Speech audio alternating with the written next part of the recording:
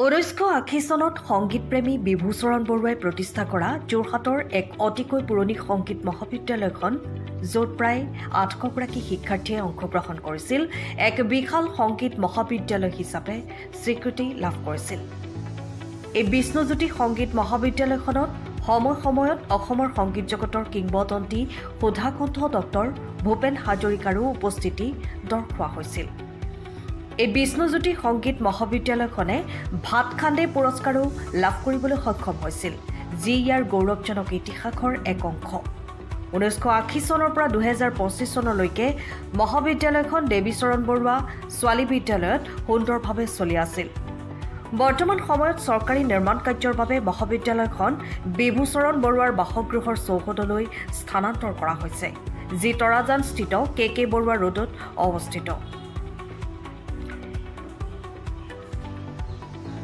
1 জুনৰ পৰা মহাবিদ্যালয়খনত সংগীত, নৃত্য আৰু বিভিন্ন বাদ্যযন্ত্ৰ প্ৰশিক্ষণ পুনৰ আৰম্ভ হ'ব।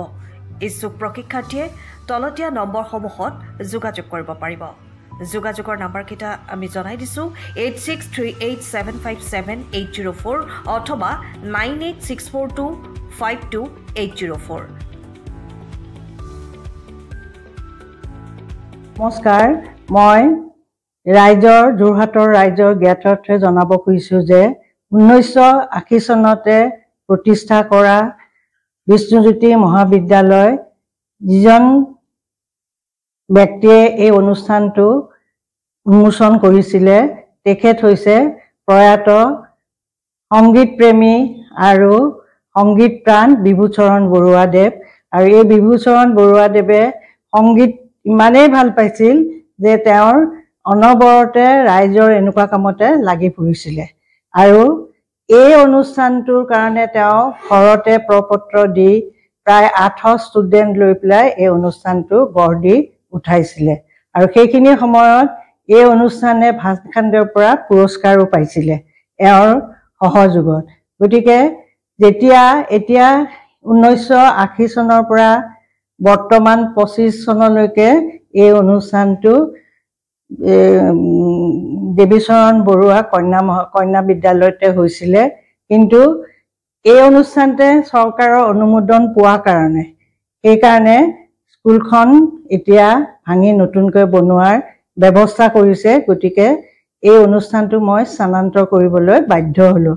আৰু এতিয়া মই একো উপায় নাপায় আমাৰ তেখেতৰ বাসগৃহতে বিভূচৰণ বৰুৱাদেৱৰ বাসগৃহ KK বৰুৱা ৰোড তৰাজান দেৱীচৰণ বৰুৱা কন্যা মহাবিদ্যালয়ৰ সমীপতে এই অনুষ্ঠানটো নতুনকৈ নিৰ্মাণ কৰিছোঁ। আৰু ইয়াত 3টা ভাগে থাকিব, নৃত্যম, বাদ্যম আৰু গীতম। গতিকে এই 3টাৰ সমাহাৰতে এটা সংগীত অনুষ্ঠান হয়। আৰু এই ভাতখান্দেৰ পৰা এফিলিয়েশ্যন পোৱা এই অনুষ্ঠানটো বহুত দিন আগতে যেতিয়া 800 ষ্টুডেণ্ট হৈছিল আৰু প্ৰায় 300 ল'ৰা ছোৱালীয়ে ফাৰ্ষ্ট ডিভিজন পাইছিলে, তেতিয়া এটা পুৰস্কাৰো পাইছিলে। গতিকে এনেকুৱা ঐতিহ্যমণ্ডিত এটি অনুষ্ঠান পুনৰ জীয়াই ৰাখিবৰ কাৰণে মই এটা প্ৰয়াস কৰিছোঁ। আৰু এই প্ৰয়াসত যেন যোৰহটীয়া ৰাইজে সহায় কৰে তাকে মই তাত থাকিব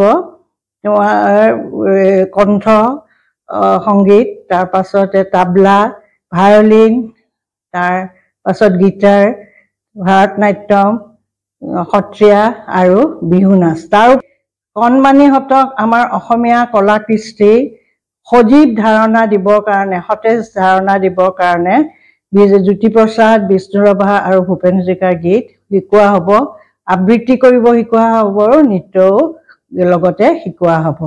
গতিকে এই অনুষ্ঠানটো ভালকৈ চলাই যাবৰ কাৰণে ৰাইজৰ মই আশীৰ্বাদ গ্ৰহণ কৰিব খুজিছোঁ। আৰু তেওঁলোকে যেন মোৰ এই অনুষ্ঠানৰ প্ৰতি সঁহাৰি জনাই আগবাঢ়ি যোৱাত সহায় কৰে তাকে মই ভগৱানৰ ওচৰত প্ৰাৰ্থনা কৰিছোঁ।